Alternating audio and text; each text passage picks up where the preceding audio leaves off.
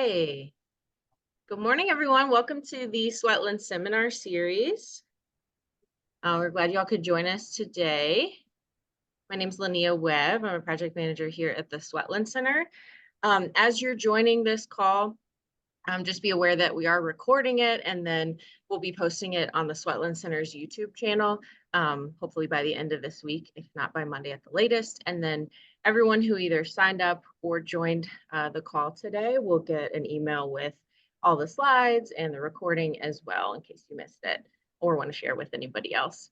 And as you join, if you want to share your name and organization you represent in the chat box.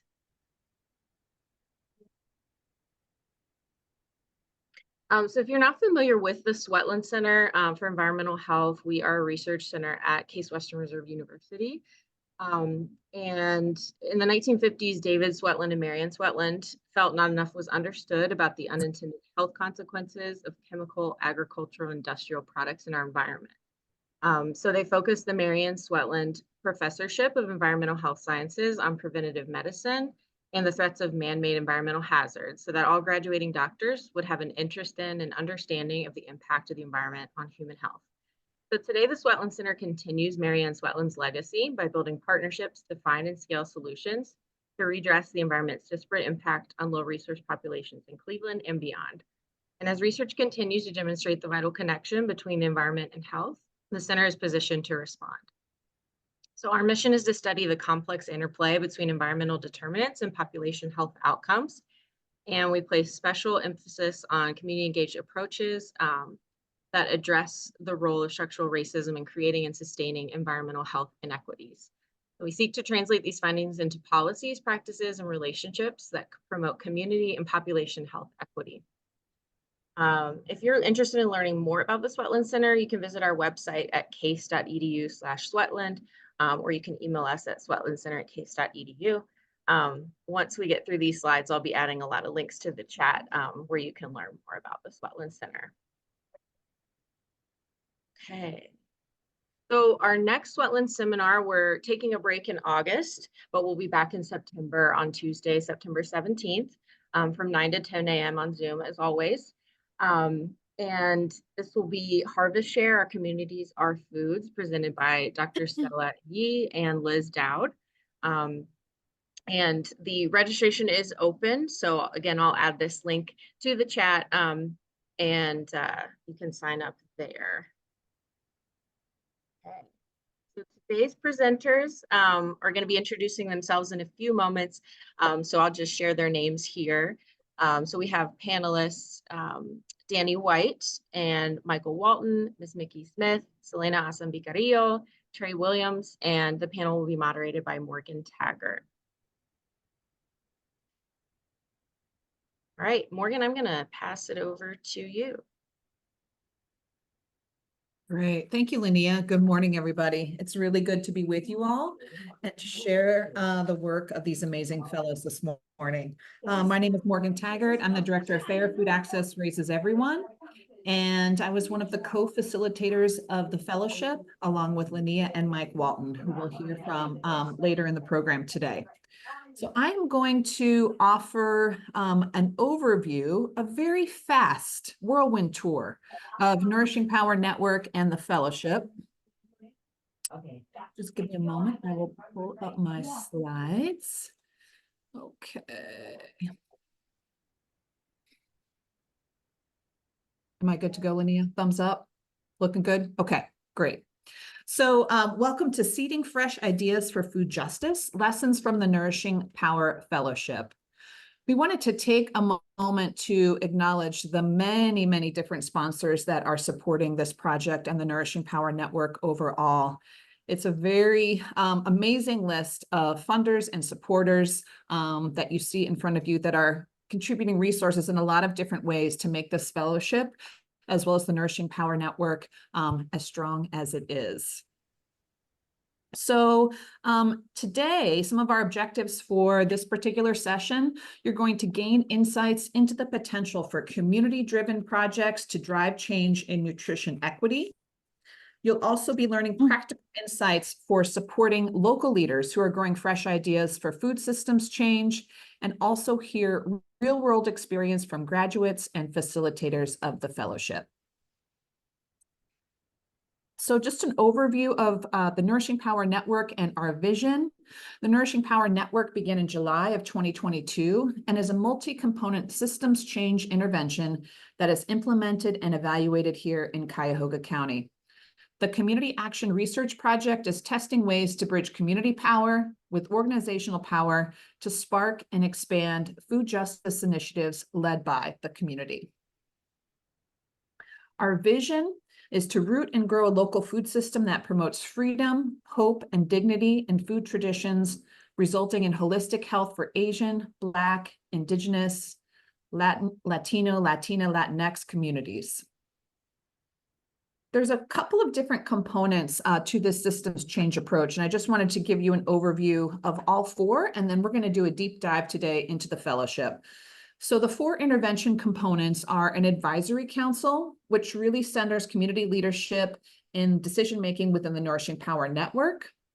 We also have networking, and these are opportunities both led by the Nourishing Power Network and its broad network of leaders and supporters, as well as its core partners, to build trusting relationships with key stakeholders and also amplify stories of nutrition equity in action.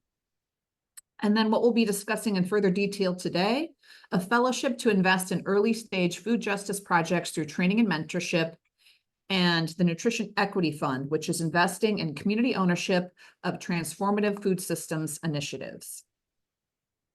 So you might hear us use some terminology today that might be new to you. Just wanted to provide some quick definitions as we dive into this work and conversation together. So nutrition equity, it reflects a state of having freedom, agency, and dignity in food traditions, resulting in people and communities having healthy body, mind, and spirit, whatever healthy means to that person or community. The Nourishing Power Fellowship is a 6-month program that seeks to increase access to networks and resources among emergent leaders from Asian, Black, Indigenous, Latino, Latina, Latinx communities who are innovating food systems change. We also wanted to provide just an overview of how we think about the food system, because we're going to be talking about the food system today and different types of projects led by our fellows who are influencing different parts of that system. So we define the food system as all of the steps involved in getting the food you want in order to thrive, including actions related to growing food, distributing food, selling food, sharing food, preparing food, and of course, eating food. This is the graphic that illustrates the system that we hope for, where people and communities are the focus. So next, I'm going to share a little bit about the design of the fellowship model, and then we're really going to get to what we want to talk about today is our panel. So the design of the fellowship model. So a lot of this work was built on the foundation of Food Nest 2.0. And that was a research project also led by Dr. Darcy Friedman and her team at the Swetland Center that developed a few foundational pieces that were really key to the Nourishing Power Network and the fellowship model that we've been using the last 2 years. One was the menu of actions. And that was a community partnership with folks through Food Nest, stakeholders that really work together to define the food system as it is and identify leverage points for transformational food systems change. Based off of that menu of actions and ideas where these types of projects would really have influence on the system that would tip the system towards fairness. They formed a fellowship with a cohort of 5 fellows in March 2021, and that 6-month fellowship provided opportunities for community leaders to turn their ideas into action. And then finally, in November 2021, one of the tools that emerged from the fellowship was the Vision Board Toolkit. And that particular tool is something that we used in the current fellowship that really helps fellows walk through and take that kernel of idea and really begin to think through all of the different pieces that they're going to need to work through in order to take that idea into action. And that's modeled on the business model canvas, which is an entrepreneurial tool that a lot of small entrepreneurs and small business owners use to get started. So with that foundation of Foodness 2.0, we then integrated the expertise and knowledge of our Community Advisory Council of the Nourishing Power Network. We had a fellowship working group that met at least monthly, December 2022 through July 2023. And they guided us on all sorts of pieces of the fellowship, from the fellowship selection, identifying resources and organizations, grants, and other opportunities that could support fellows. They helped design the mentoring program and recruit mentors, also served as mentors themselves, and then also guided program evaluation. So the objectives of the fellowship were that by the end of the 6-month program, graduates would develop a transformation proposition and 12-month action plan to advance nutrition equity through community-driven food systems change. 2, establish a social network with key partners to support community action that results in freedom, agency, and dignity in food traditions, resulting in people and communities healthy in body, mind, and spirit. 3, increase capacity and skills to engage others in community-driven food systems change that helps people meet food needs with dignity, balances supply and demand of fresh, healthy foods in neighborhoods, and/or promotes community empowerment and food sovereignty. And also increase access to key resources like capital, information, and influence to translate visions for food systems change into real-world action. So we had 2 different cohorts for the fellowship, and they were slightly different. And we've got members of both cohorts here today. So we just wanted to give you a quick overview of what those 2 cohorts were. So cohort 1 was from December 2022, and the 6-month fellowship ended in May 2023. This particular cohort was focused on food systems change to promote maternal, child, and family health. We had 10 fellows working on individual projects and 9 workshops, half in Zoom, half in person. These are the amazing fellows in cohort 1, and you'll be hearing from some of them today. And here is the picture of them at graduation. We have a graduation ceremony at the end of every cohort, and it is such a great party. So if you were there, amazing. And if you weren't, man, we missed you. It's a really great time to celebrate their vision and hear pitches from each of the different fellows. Cohort 2, we kind of pivoted a little bit and thought we might invite engaging teams of 2 who wanted to grow their vision to spark and expand supply and demand for culturally relevant and nutritious foods created by Asian, Black, Indigenous, Latino, Latina, Latinx food growers and makers. So we had 5 teams of 2 in this cohort. They participated in 10 workshops, and most of those, 9 of those workshops were in person. These are the 5 teams that were part of the 2023-2024 Nourishing Power Fellowship cohort. And this was fun graduation day that we had in May this year at the Think Box at Case, where they all also pitched their projects, and we heard from advisory council members, and they're able to share their vision for food justice. So just a couple, highlighting a couple adaptations we made for cohort 2. One of the important parts of this project is the feedback loop that we have with fellows. We really wanted fellowship feedback, comments, suggestions to be incorporated into the second cohort.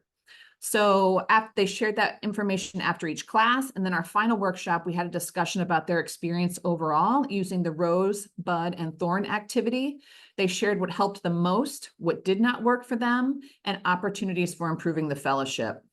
Based on their input, we made the following adaptations for cohort 2. More intentional team building, so really taking time in the fellowship to build camaraderie with each other and within the teams. We added frequent check-ins to the schedule. We designated a staff liaison as well as a mentor for each fellowship team to have access to. We also asked the fellows to complete a pre-assessment so we could really tailor the resources and support and technical assistance that each team needed to be successful. We pivoted to more in-person workshops. We started preparing that pitch and one-pager and all of the communication for graduation earlier in the process, so they had plenty of time to practice and get feedback from liaisons, fellows, as well as their mentors. We also added a writing workshop with Case Western Reserve University's Writing Center.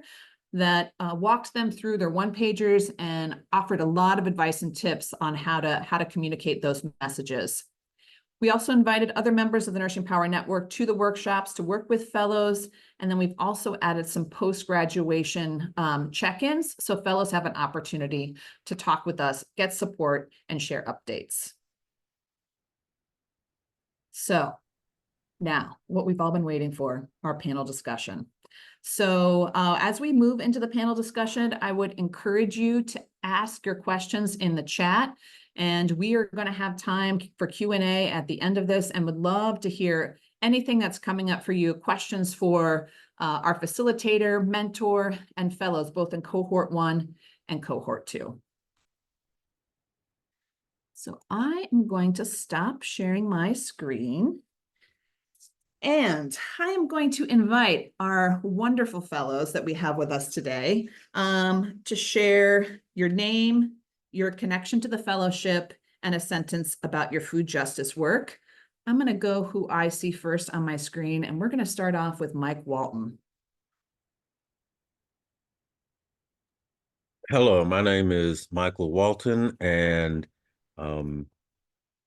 I identify myself as a facilitator, catalyst, coach, and urban farmer. I've been engaged in urban farming since 2009 and really got involved because I want to reduce and eliminate race and place-based health disparities and economic disparities. And I was attracted to the Nourishing Power Network because it seemed like an excellent opportunity for me to, as the name says, network with other people who have similar visions. You'll see behind me a picture of a farmer's market that's near the corner of 105 and Superior, where we've been running that farmer's market since 2011. And I am a grower in, I think, 3 different sites around Cleveland now. And I was a advisory council member, a facilitator for the fellowship. And in the first year of the fellowship, I was a mentor to one of the fellows. Thank you, Mike. Selena? Hello, my name is Selena Vicarío, and I use she and they pronouns. So I was a fellow from the first cohort, and I founded a mutual aid organization called Peter Rabbit Project. And it's a movement to provide accessible resources while inspiring joy and wonder. We want to save the world through friendship and fun. And we are a community mutual aid network that brings a creative approach to community engagement and sustainability using ethnobotanical and Indigenous initiatives that facilitate community self-sufficiency and interconnectedness with the ecosystem. So saving the world through friendship and fun. And that includes incorporating the natural world. And my personal mission with this is to engage the community with one another and engage the community with nature to repair that disconnect so that we can start to repair the land and the people as a whole, as well as making sure that everybody is taken care of, needs being met. So what Peter Rabbit Project does is a lot of resource sharing events. We have clothing swaps, we have craft supply swaps, we have an amazing foraging series where you can learn how to be a savvy urban forager. And we have all kinds of different events and activities, fairy garden parties in people's yards. We have home outdoor parties that we call hops. Home outdoor party, hop, Peter Rabbit Project. It's adorable, I know. But yeah, so it's a really great way for people to get connected with neighbors and resources. And everything that we do operates from the assumption that what we are providing is a human need. Joy is a human need. Food is a human need. Clothing is a need. Shelter is a need. So everything we do, we assume it's you have that need, so you don't have to demonstrate need to participate in any of our programs. Everything we do is something that we assume you need, and we welcome you to join us. Thank you, Selena. Trey?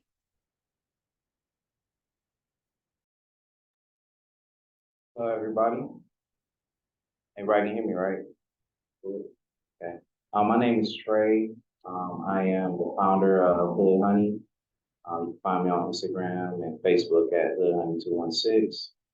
I am a beekeeper and teacher, and I sell products in the city. My farm is located on 119th and Kinsman. Do a lot of stuff in the Mount Pleasant area, but kind of regional, Akron and Cleveland.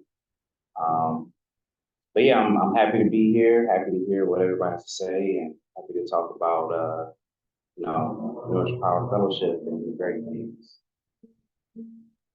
Thank you, Trey. Mikki?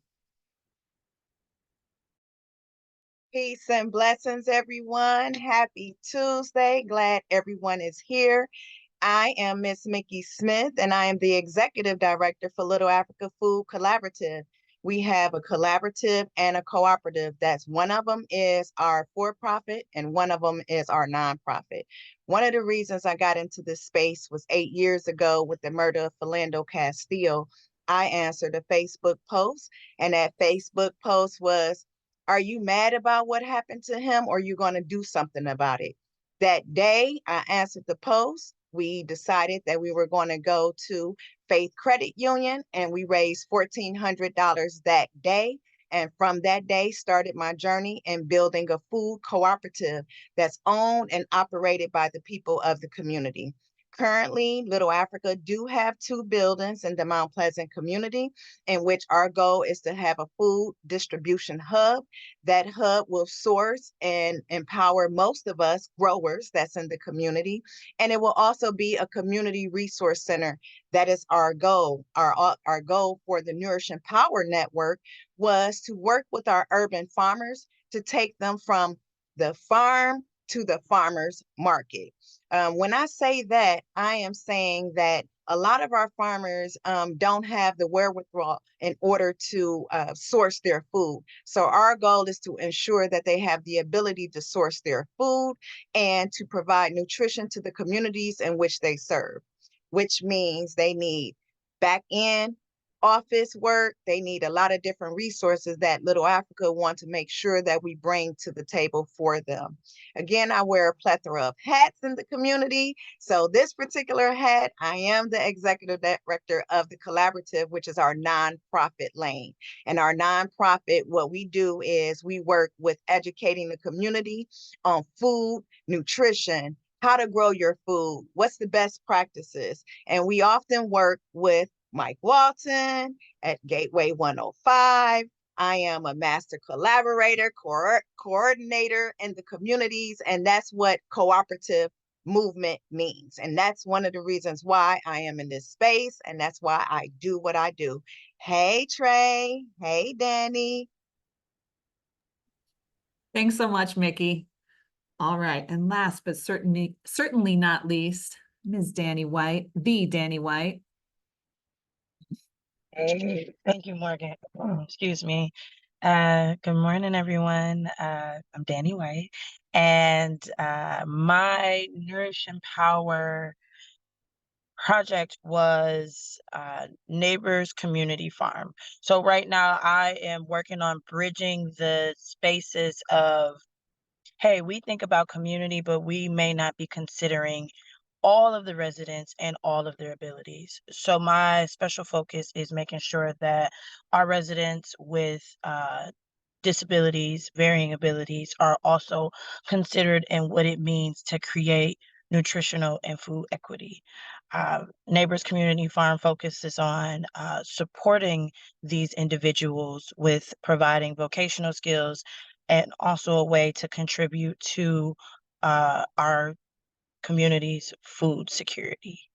I'm really happy to be on this panel. One of the things that you will hear is how nourishing this Nourishing Power Network has been for all of us. Just being able to continue to create connections that allow you to organize and move forward and what our mission is in community is really important. Thank you so much, Danie. Now I want to invite any fellows who might be on the Zoom with us today to just put your name and email in the chat so people can connect with you. Linnea is also going to put links to the Swetland Center website, where each of our fellows has a web page with more information about their project and about their vision for food justice. So now we're going to move into our questions. So this first one is for Selena and Danie. Can you share how the fellowship helped connect you to resources? Because this could be people, funding, and information. Let's start with you, Selena. Well, so the fellowship was actually like instrumental in connecting me with resources and people. Peter Rabbit Project has been a non-hierarchical mutual aid group in which we are very much grassroots oriented and meeting the individual where they're at. So everything is done from one's own abundance. Everything is volunteered. Nobody is paid for their work, except for the artists who perform at our hops. We pay them with money. But the fellowship helped me to connect with resources so that we could get grant funding. The fellowship helped me to connect with people to help me better articulate our vision and better articulate what the work we were already doing, and to be able to gain visibility as well as credibility, which was absolutely huge, because it's one thing just being, that weird lady that's, going in people's yards and pulling the weeds out and eating them for them. It's another thing to, be like, oh, Case Western Reserve and the Swetland Center and the Fair Project and all of these folks believe in our vision. And then that helps folks to kind of, vet you and find you to be a bit more credible if you're doing something that maybe they haven't heard of before, which is very much what we were doing, is stuff that hadn't really been done. So that was absolutely instrumental in the success and the progress that we've made. Thanks, Selena. How about you, Danie? How did the fellowship help connect you to resources? I really like what, Selena was saying about that, like, visibleness, but also the credibility. So once you're connected to a network that's, known for supporting healthful change, and then you're seen, for me, it was that I needed to come out and connect to then be a part of the resources that allow me to even start these conversations with community. So once that happened, of being like, oh, this is Danie, this is what she's working on, then it made it so that people knew that I was serious about the mission that I am putting forth. And so then it also allowed like that conversational piece for me, being like, oh, well, if she was here with these people, then she may have conversation or good input on this issue or whatever it is in community. I definitely agree with what you are saying on that as well. It opened up so many possibilities. We got entered into rooms that maybe we weren't in before, but we definitely should have been, and we are now. Yeah, thank you both for that. This next one's for Trey and Mikki. What will you do differently in your work for food justice based on your experience in the fellowship? I'll take that first, Trey. What I'll do differently is I would do more planning first. I'm a North person, so I get an idea and I just go with it. But being a part of the Nourishing Power Network, what it allowed me to do is take a dial back and really assess the motions in which I'm going to carry out my functions and carry out my planning. So I will be just a little more conscious on how I bring things to the communities. I want to bring it to them in a full-fledged plan. So all I have to do is be able to execute. So that's what I would do a lot differently. So the Nourishing Power Network gave me the opportunity to just think about where you're going, how you're going to do it, when are you going to do it, and what are the different things that you're going to do to apply, what tools are you going to use? So that's what I'll do differently. Trey? Yeah, so different is a funny word, but it's not, for me, it's not necessarily something I'm going to do different. It's more so where I'm placing my focus heavier in on. So going through the fellowship, it's kind of one of my first times being exposed to a broader audience. My company's called Hood Honey, started in the hood. So my first audience is Black people in general, around my age. But then coming into the fellowship, I started getting more attention from people who didn't necessarily look like me, or who did, but just hadn't heard about me. So I've been putting more focus on just being more out there. So one example of that is Sunday I just did one of my rated R classes, which is a intro B class.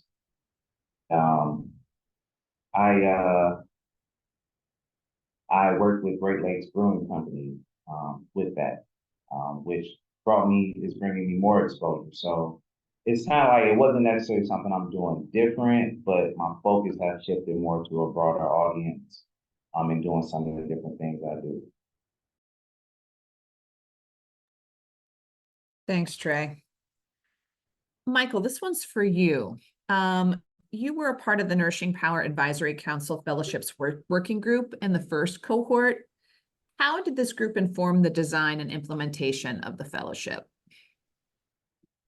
So a large part of that was really looking at the vision for the fellowship and the broad focus of the Nourishing Power Network, and looking at, as a group of people, what did we think, without this ever being done before, would be beneficial. And so the advisory council collaborated with the facilitators in that first year to work on the design. We had a committee that was focused on the fellowship and another committee that was focused on the fund.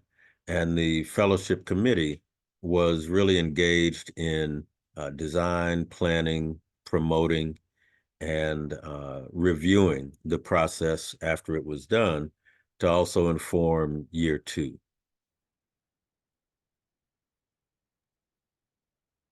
Thanks, Mike. You're welcome. So, Danie and Trey, how are you taking the knowledge that you learned through the fellowship and intentionally using it to empower the communities you serve? Danie, why don't we start with you? Okay.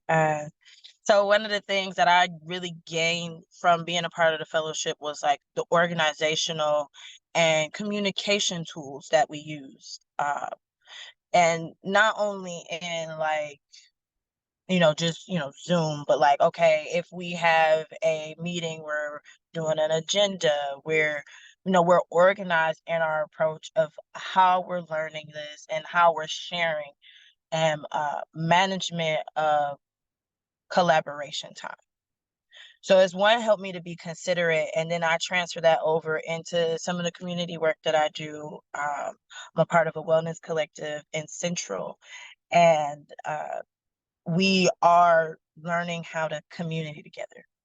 And I feel like the organization and how we were together in the first cohort, we quickly made it a safe environment. We established how we were going to be present in the room. Things like take the lesson, leave the name. That was something that was like really resonant with me, because a lot of times we do work in community and we really need to tell a story about an experience. But the truth of the matter is that we are in community, so people are connected, and retellings of experiences can sometimes be difficult. So just being able to create safe boundaries on how we communicate together. Those are some of the things that really impacted me from Nourishing Power that I carry over into how I do work in Central. Thanks, Danie. How about you, Trey? Yeah, so they kind of go back to what I was saying before, just kind of like the exposure.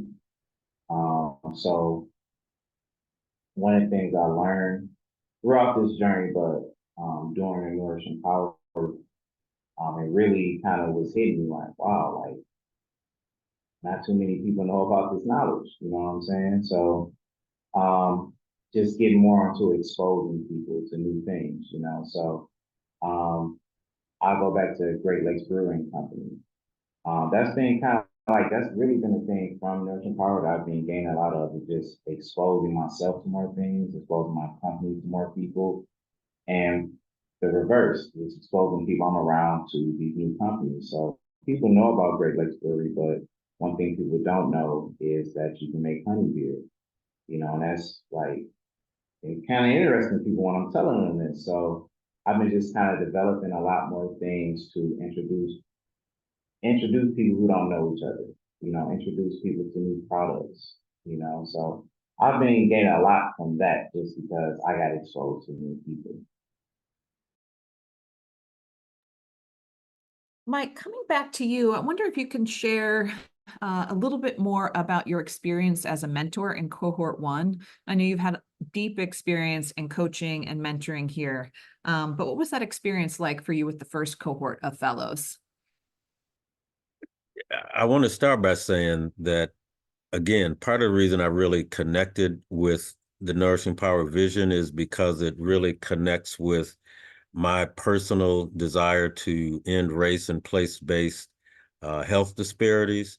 And the person that I mentored is someone that I've known in the food justice space since 2007.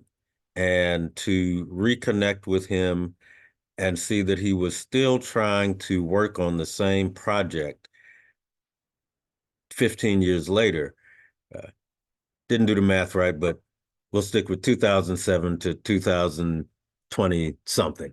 You do the math.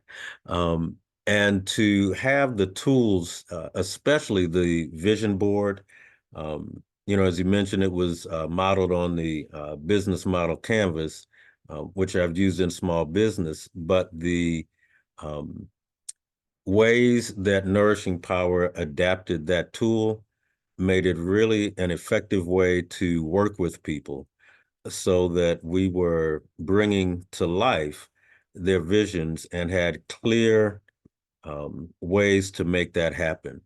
And the number of connections that Nourishing Power Network made, the consistency of the program too. It seemed like every day we were doing something. And I know it wasn't actually every day, but there's just a lot of ways to be connected.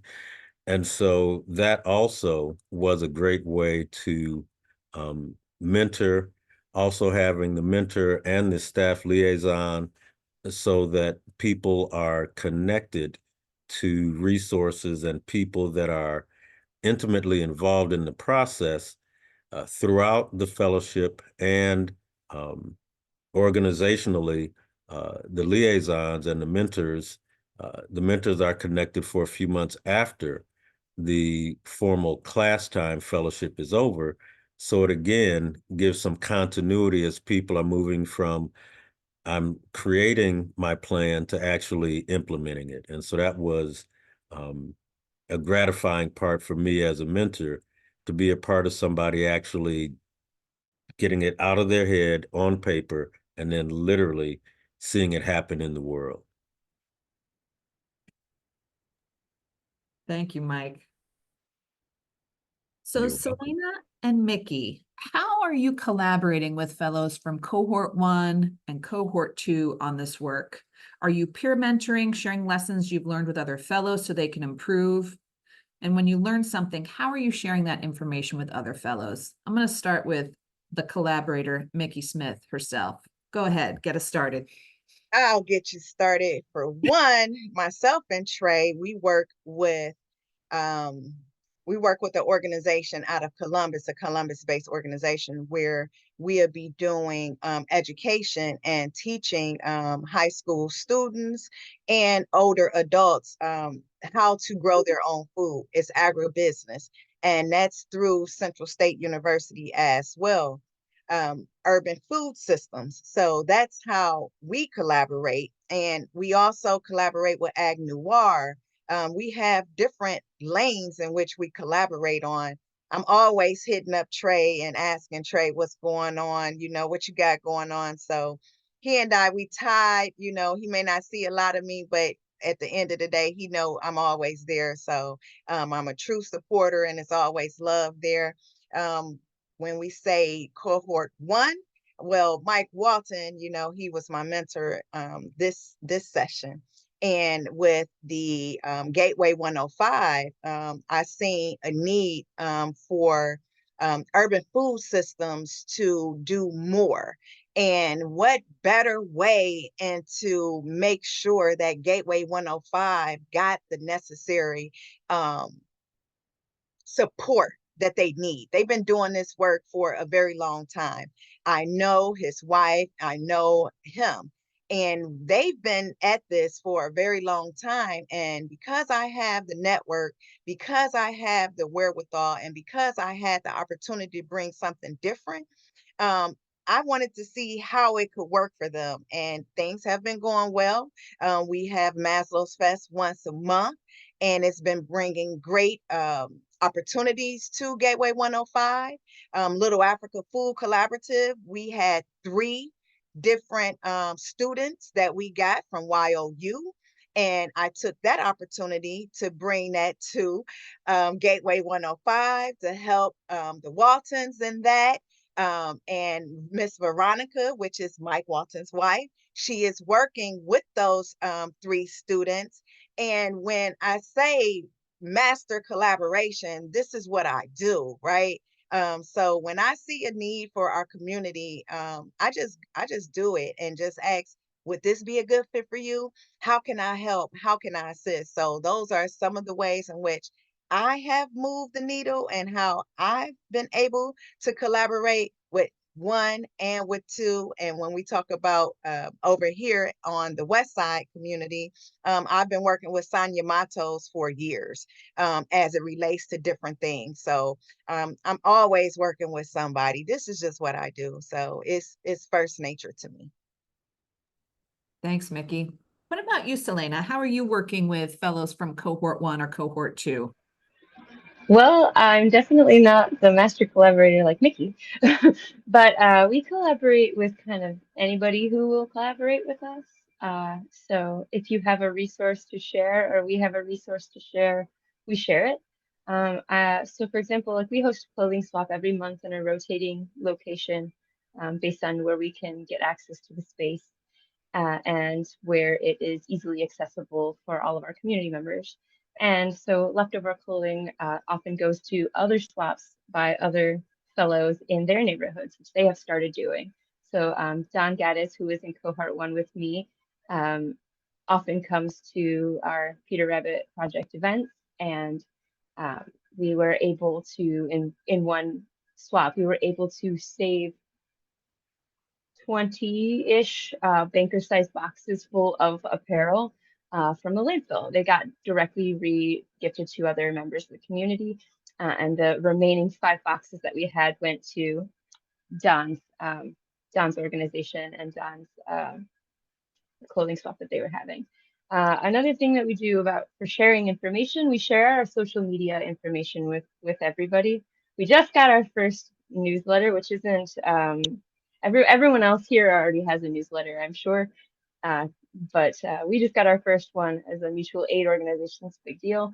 So another way we share is through the Base Camp, which is a resource that was provided by the Swetland Center for the fellowship. Base Camp is a project management tool which everyone has opinions about that vary, but it is a good way for us to stay connected with each other in the Nourishing Power Network, as well as I've always been more of the like direct text message kind of person. So the main way that you're going to receive contact from me is going to be usually a text message or something more direct like that. But that's been a way that we've been trying to spread the word. As far as peer mentorship goes, I don't know that I would identify as a peer mentor, but I will immediately give you the chisme if there's something going on and it's like, oh, there's this grant, there's this program, they're looking for an artist, I will share that, with that network pretty immediately. So, I wish I could. I always am admiring Mikki's work and the level of just tenacity and creativity that goes into being such a efficient and effective organizer is just really commendable. So I think we should listen to her from that rather than me. So. Thanks, Selena. All right, I have one final question for Michael, and then we're going to turn it over to you all for Q&A. So I'm hoping to see some action in the chat. You can also raise your hand because we're going to turn it over to you all to your questions. But before we do that, Michael, one of your gifts and talents as a longtime collaborator and partner with you is your ability to bring groups together and help create and foster teams. Can you talk through some of the adaptations that we made for cohort 2 based on the feedback from cohort 1 fellows? Yes. And so one of the things that we focused on was making sure we spent more time in our 10 sessions, actually giving people opportunity to connect. As you said earlier, cohort 1 was individuals and cohort 2 was teams of 2. And so we had to think about how to modify the plan for that because we're bringing together teams of 2. But we also, again, made sure that we focused on giving people opportunity to use a gardening term to cross-pollinate. And so even though they came with somebody who was a part of a team that they were already working with, to also connect them across the teams. So we did team building activities, icebreakers, mixers.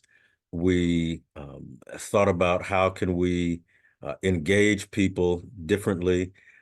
And so I believe there was more dialogue than just didactic, talking heads speaking, really creating a more experiential education aspect for session 2, cohort 2, so that as people are in their, for lack of a better word, graduate stage or alumni right now, our hope was that they would still be connected. And as we've seen in this call, a lot of them are already collaborating consistently with each other or thinking about it.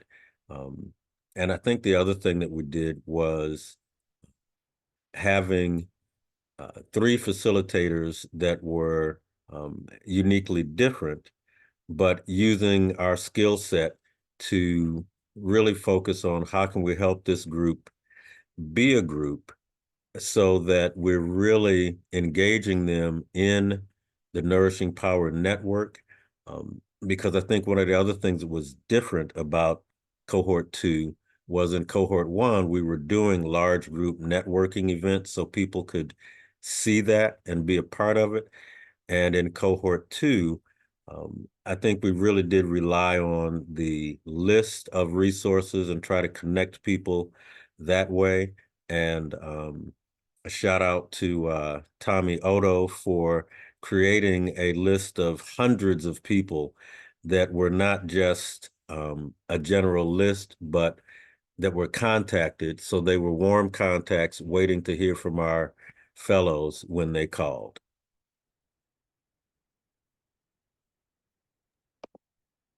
Thanks, Mike. All right, so what questions do you all have for our panelists? You can raise your hand, you can throw something in the chat. Linnea, have I missed any questions that came up in the chat so far?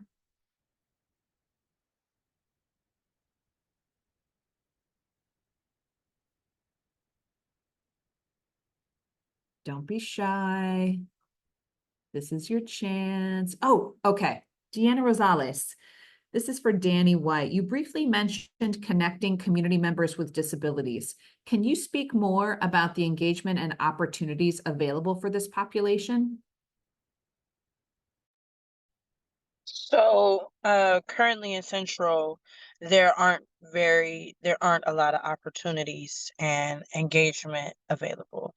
And that's my goal, is to like connect in starting with like high schoolers, and then just trying to see like what's the next network that I need to connect with that'll let me know who may be in this literal central area that need attention and support, or who have interest. And I'd like to answer that a bit around physical accessibility. So I really work on finding places that are hard surfaces where we can grow. So I've built hoop houses on parking lots and other places so that people with wheelchairs, or even as I progressed through my 60s, people who walking through an unlevel field just wouldn't be the best thing for them to do to get to the food, or building raised beds that are either on legs or that are 12 to 20 inches off the ground. So really looking at how can we make things physically accessible so that people who want to be engaged but can't be sort of in the field can still have the experience. And Can I I would say just something like about to, this? Oh, I'm sorry, Selena, but I would just like to say I became a case manager to help those with mental health issues.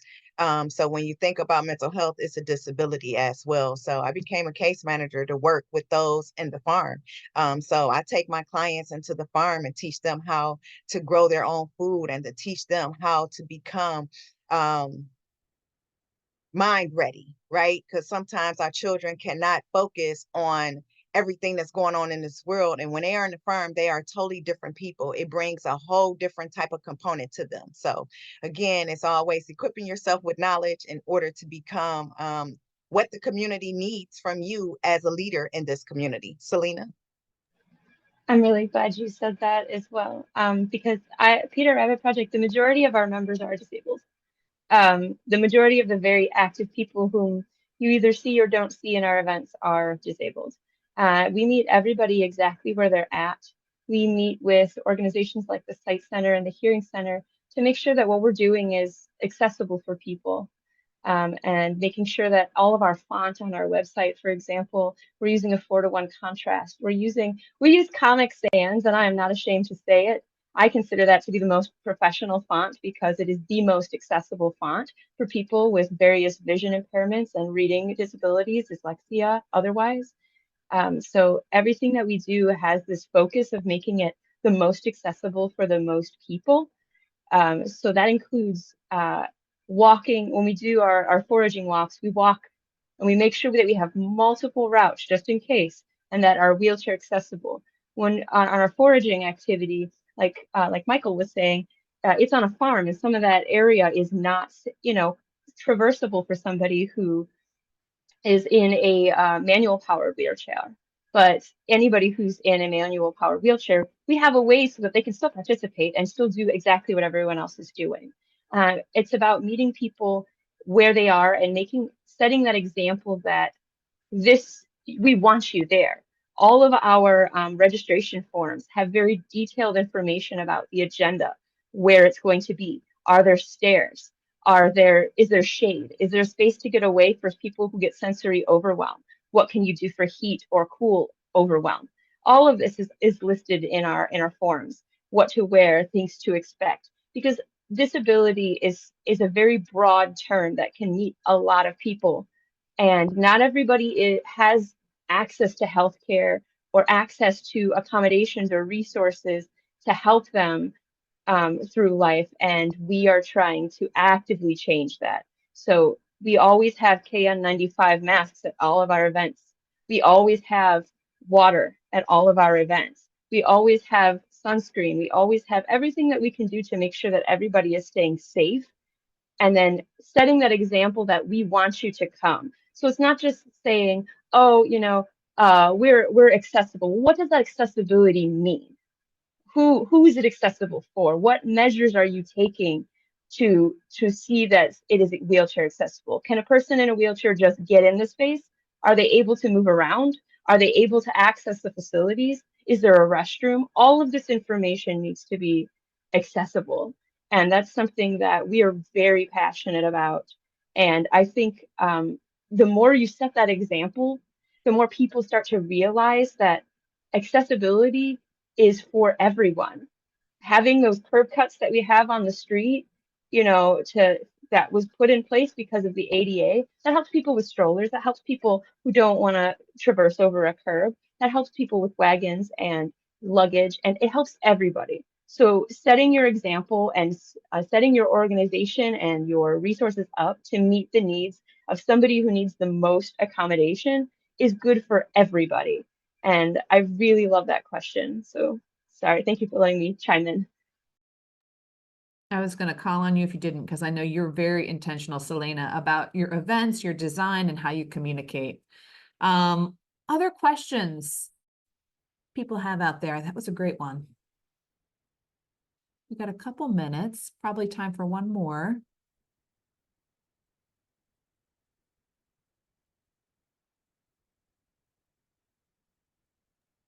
I'll have a question if no one else does.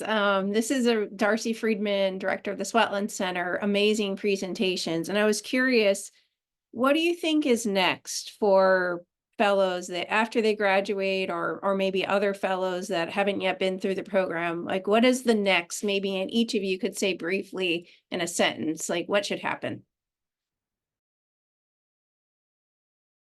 I think that a master, us all coming together, creating a project together. I think that's what's next.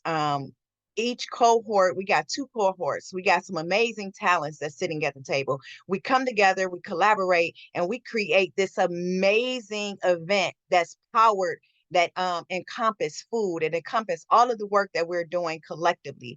And we showcase that to the community, and we get funded to do so. How about you, Trey? I was gonna say something like that. I mean, but I think next cohorts. I'm just going off my experience. Kind of come back down to earth because it felt like a press conference. Like the party at the end was great, so it was really cool. But I think you just come back down and then you start thinking about what you can do next, moving your organization forward. And like Mikki said, you eventually I need to work with people. I need to collaborate. You do better to collaborate with it than, fellow porters. Danie? Yes, so I'm happy to hear that there is a desire for us all to work together. I think that the 2 cohorts have enough network power that we can start helping each other bring forth parts of what everyone plans to do. People who, for me right now, I'm into I need land support. I need policy support. I'm also in the credential building stage. You don't just say you want to offer vocational services to a community and not have the backing to say, oh, she can actually do that. So that's the stage that I'm in, building up where, I'm at as far as how am I credentialed to offer this, but also, who am I connecting with? And I just think that, all of us can help plug in key components to what we've all been working on. Thanks, Danie. Selena or Mike, you want to jump in and share your thoughts, either of you, on what's next? Well, I think that networking and keeping the cohorts not just in communication, but finding some ways to literally bring them back together. Some of the other programs that I work with, we will have a alumni session where we're teaching something that maybe we didn't think we had enough time or energy for during the cohort, and it's a topic that may be interesting to people, or we'll have someone from the community, the cohort community, teach a skill like, or really have the group formally participate in a Peter Rabbit project, or come together as the Nourishing Power Fellowship to be in a Hood Honey class. So look at how can we build in some ongoing connection where we're literally benefiting from the great people that we have, and hopefully that will create more opportunities for people to think about how can we collaborate beyond just what you do now, or I understand what you do better because I've experienced it. And even if we don't collaborate, when I'm in a room and I hear something and it says, oh, Danie could do that. I know that because I've experienced it. And now I'm taking all of these people in the rooms with me, and I'm listening with them in mind. And I know we're at time, but Selena, final thoughts from you? I like what everyone has said. I like the idea of having a public Nourishing Power calendar that we can add to and all access so that we can share in each other's events. Because if you're already doing this work on the ground, like all of us are, you're interacting with as many people as you can and trying to collaborate as much as you can. Sometimes it's difficult to be aware of that other things that are going on outside of that as well. So it's really nice to bridge that connection. And I love the idea of all of us collaborating together on a new project or something that will, especially on a state policy level, when we are addressing things like food apartheid, and making sure that this work is something that's becoming more widespread. We're planting the seeds far and wide. Thank you. So we are closing out today, but wanted to make sure that you all can stay in touch with us as we get this big Nourishing Power Network calendar together, host future networking events, and also stay tuned for all sorts of other updates with Nourishing Power and this amazing network. You've got our Instagram, Facebook, and email here. We also wanted just to share that we are working on the next fellowship cohort, which is in partnership with REACH, Racial and Ethnic Approaches to Community Health. This is being led by the Swetland Center, along with other partners, including Mike Walton. There will be more information forthcoming, but we expect to have an application open after July, and the fellowship timeline for this cohort will be February to June of 2025. And you can reach out to by email to reach@case.edu for more information. So I wanted to thank all of our panelists today. It was really great reconnecting with all of you, hearing more about your experience and what's next for you, and wanted to thank everyone who participated in the webinar with us today and listening to the seminar. And I hope you all have a great day. Take care, everybody.